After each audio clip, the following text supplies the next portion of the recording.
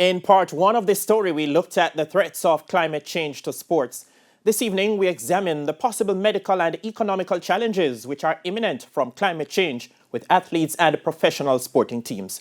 Jerome Foster now reports.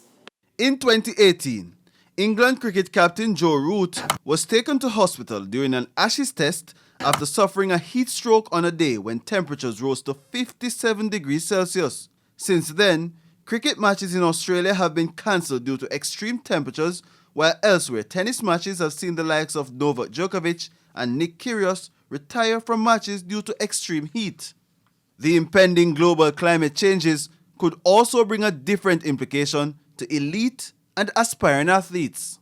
Dehydration or water loss or dehydration at a rate of as little as 2 to 3% loss in body mass could result in serious negative implication to performance. So this 2 to 3%, so that's really small. And there are already signs that young athletes locally are not up to the required hydration levels. Even currently, a study that we conducted across an athletic season, majority, like 80% of the participants that we surveyed were underhydrated. Jamaican taxpayers have been asked to fork out millions of dollars yearly to help finance the country's budget.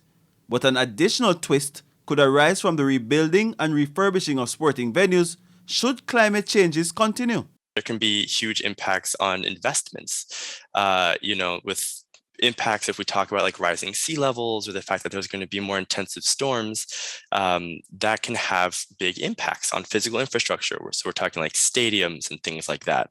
And these stadiums are often taxpayer funded also. So I think that's important to know. A spectator also is exposed to these same elements, except that you're not necessarily exerting yourself as much.